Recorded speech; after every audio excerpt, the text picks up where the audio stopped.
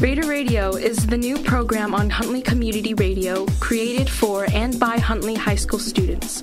Catch the sound for all the latest music and the talk for topics you don't want to miss.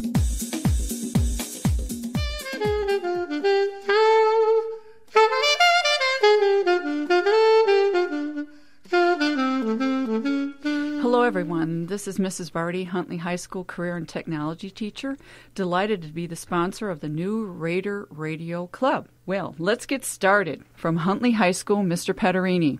Thank you for being a guest on our Teacher Talk show. I'm so glad that you were able to come during this snowy evening, and I know you live far away. Where do you live? I live close to Gurnee, so relatively close to Six Flags. So that's a trip both coming to school and back. Yeah, a little bit of a drive, but a small price to pay to work here at Huntley High School. I learned a little bit about you, that you did have a radio station during your younger days. Can you elaborate a little bit more about that? Yeah, my high school, much like Huntley's, had a small radio station that was actually housed in the high school itself. And it was all different kinds of radio shows, sports shows, and I was involved with the Wednesday morning rap attack. Because that's what you need on a Wednesday morning is hardcore gangster rap. Yeah, I bet. Oh, boy. Compared to the music that we listen to every day at Huntley High School, it's a totally different aspect. Yeah, absolutely. We have such a large staff at Huntley High School. Okay, they know Mr. Petterini, and he's in the English department, but you can tell us a little bit more about yourself? Yes, absolutely. I came on to Huntley last year, so this is my second year teaching. And last year I taught sophomores and juniors, which is the same load that I have now. So I'm in the English department, so English 2 and English 3. And unfortunately, I don't really make it out of the department much. I do like to go visit math every now and then, but English tends to be where I stay. So I don't circulate that much for some reason. No, I think all of us, we kind of stay in our own department, in our own little cave. Absolutely. And do our work and continue on from there and just socialize really within our group because you're collaborating with your fellow colleagues. Yeah. So it makes sense. Yeah, I think so. And I like it at Huntley. I am involved with the speech team. And I was hoping they had a gymnastics team. I'm an old gymnast at this point and probably able to do less and less of those things, but no such luck there. Is teaching your first occupation, or was there something else prior to teaching? There was something else, yeah. There was a couple other else's. So, yeah, I didn't realize I wanted to become a teacher until later. So I had already been out of college, and really my first occupation, first real job, was with Toyota, Toyota Motor Sales, corporate headquarters out in California.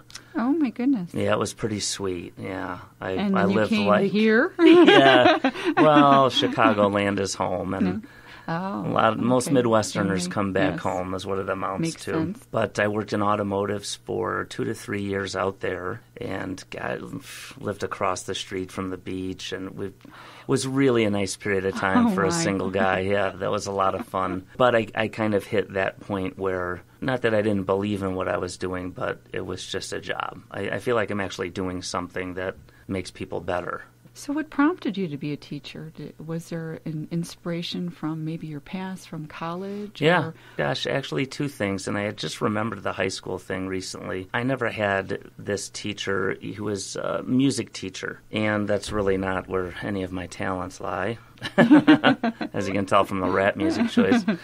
But I remember he was just so good, and his students always said he was fantastic and what a great teacher he was and what an impact. And I had a grade school teacher, Mrs. Grant, who taught me social studies, and there was something that just clicked. My. I was in like 6th grade, so middle school, I guess. Wow. But she was one of those teachers that just really cared, and I loved her class, and I could go in there and talk about anything, even if it wasn't related to what we were doing, and she listened to me, and that was very important. And then as I got older, one of my good friends, who actually ended up being my first principal, he went into teaching. We were friends in college, and I just kept coming back to teaching. This was the thing that I really felt like I was meant to do. So I made that decision probably late 2000 and then moved back to Chicago. And within about a year, I enrolled at Loyola and started working on my master's and my teaching degree. And so do you have family? Is that where your home base? Where were you born? I was born in Connecticut, actually. Yeah, East Coast. East Coast. Yeah, West Coast. Yeah, all over. So we moved to Chicago in '85, right when the Bears won the Super Bowl. And, man, it was such a great time. We moved to this champion city, and so Illinois, I guess, northern suburbs of the city, that's really home for me. That's where I spent my formative years, I'd say, from sixth grade all the way through college. So really a lot of growing up here. This is really what I consider home. Mm-hmm. Me too, the Midwest. Me being born in Chicago. Love the Midwest. I love the Midwest too. Ditto on that. Yeah. I know you're the first-time dad. Brand new. Brand new dad. We had a son a year ago, November 10th. 4:13 p.m. Dominic Pasquale Pederini. He's my buddy, and it is.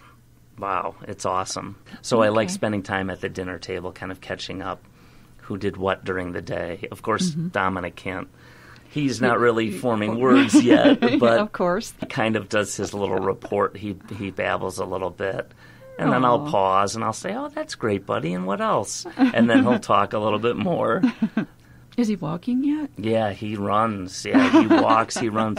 So that's part of what we do after dinner. We call them his little hot laps, where he'll run all around the house, and then I'll hide behind the island in the kitchen or jump out and scare him, and he's shocked, but then he laughs and he runs away laughing. And so playtime's a big it's a big deal. I enjoy I enjoy wrestling with him, and I use the couch as kind of his trampoline, and I chuck him way up in the air. Although Mom's probably very worried. Oh, she hates it.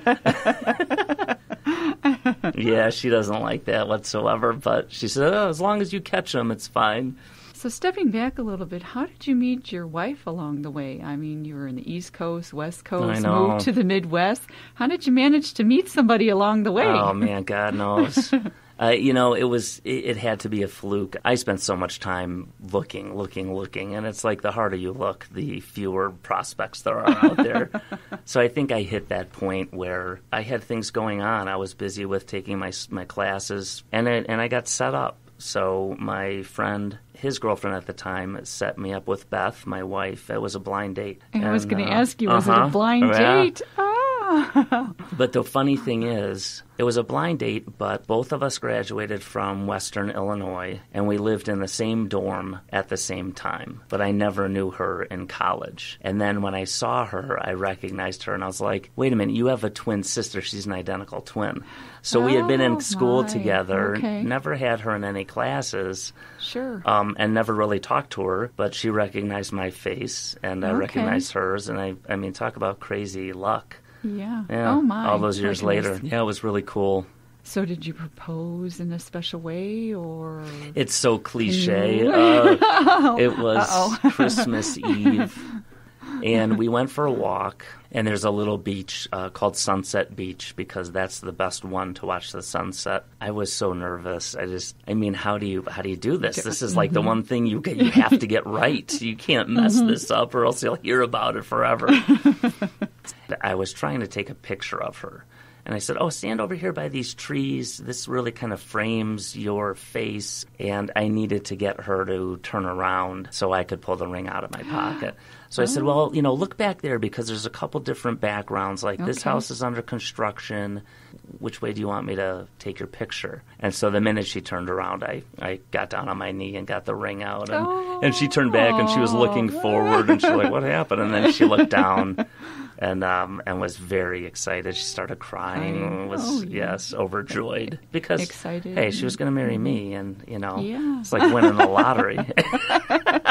She was very excited, and I was very, very happy. So Christmas Eve is kind of our little celebration of when we got engaged. Yeah. Oh, how sweet.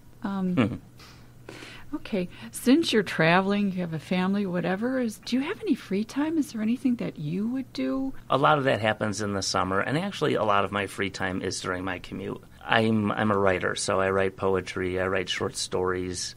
I've done that stuff since high school, I think. Another tidbit we did not know about Mr. Pederini. Oh, yeah. I love writing poems. Really? Yeah. Are you thinking of publishing at any point Yeah, in time? I'd like to. That's one of those things that it's like I've never gotten around to. You hate to say it, but I think everyone that creates something is afraid of being rejected.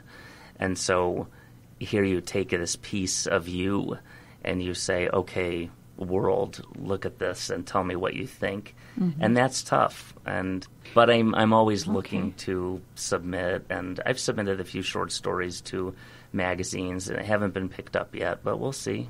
The search goes on. There you go, folks. Get a book or some poetry or whatever, and then I can get the first autograph. That'd be awesome. I'd love it. It'd be wonderful. Yeah. I'm sure you will. Pursue that dream. I think don't let it die. Don't let it die. Yeah. Just pursue your dream on what you want to do. All right, now leading into if you had 3 wishes. That's really a good one. I wish I had gotten into teaching earlier. That wasn't my major in college. I was a philosophy major with a psych minor. I like to think about things. I wish I had become a teacher right out of school because I love it. I love the interactions with the students. And it's, I don't know, there's so much meaning there for me, and I hope there's meaning there for them too. So I wish that had become something that had happened sooner for me. Okay. I just wasn't that focused in early college. I didn't know what I wanted to do. I think anybody at that stage still amazing. is. Yeah. Amazing any of us graduated.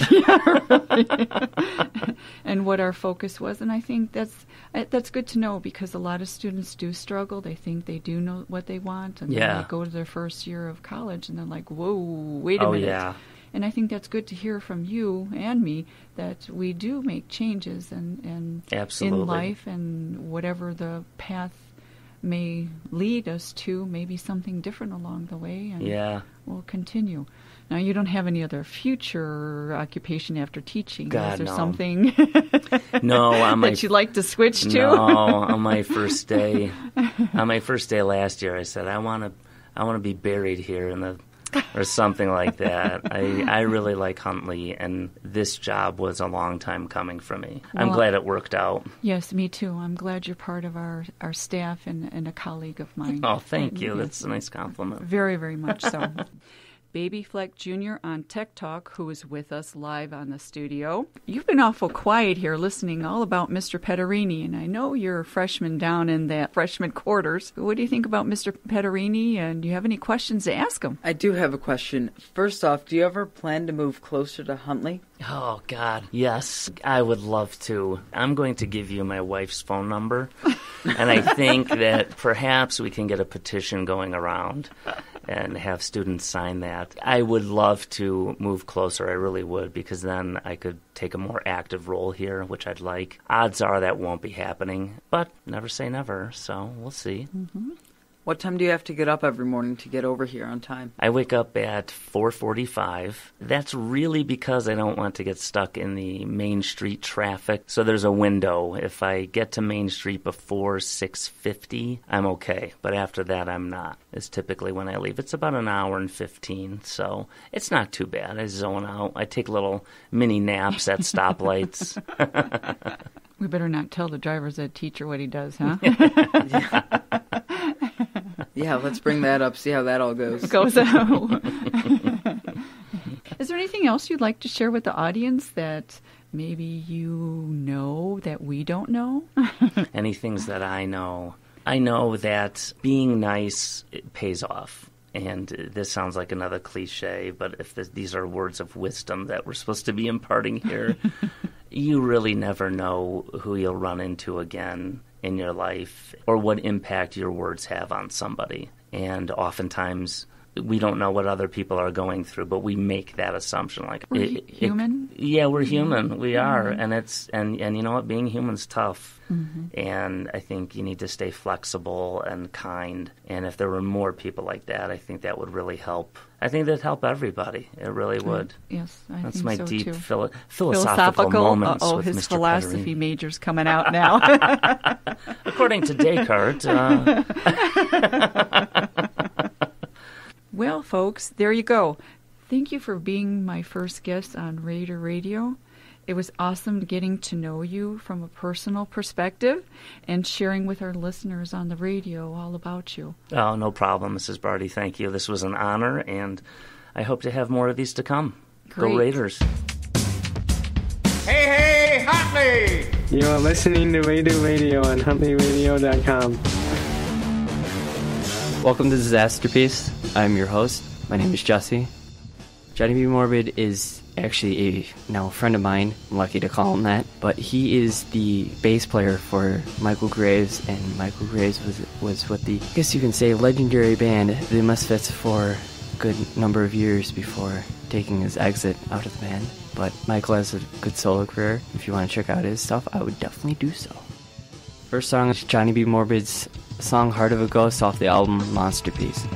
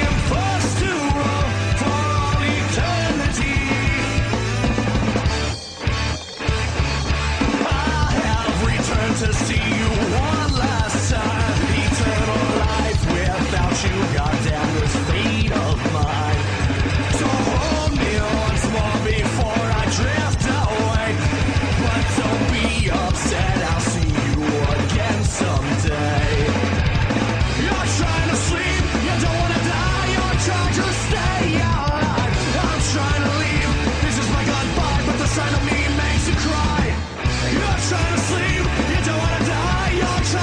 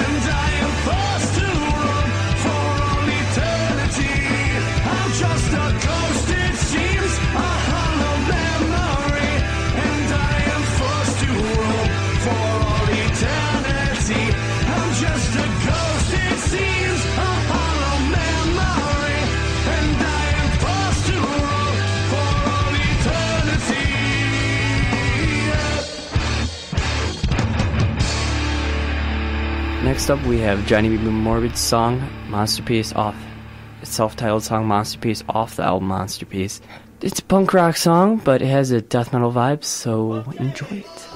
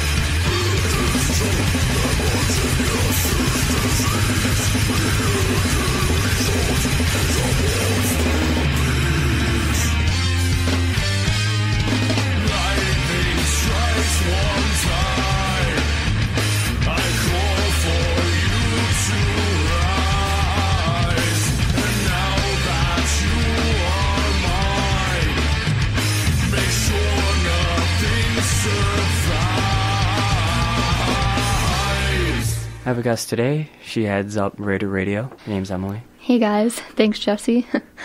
Johnny B. Morbid actually just recently released a new album called Welcome to Die.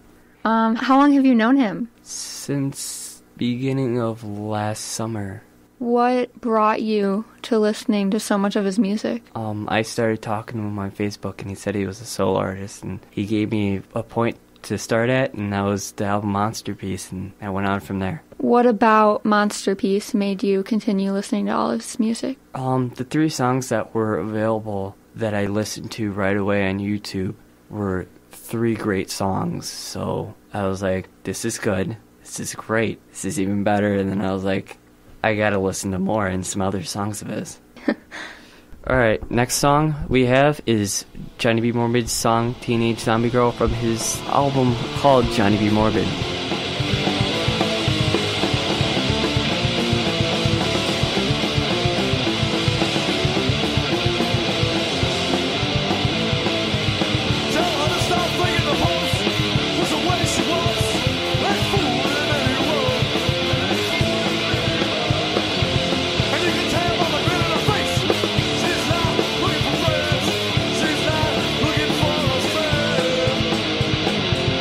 And now the horror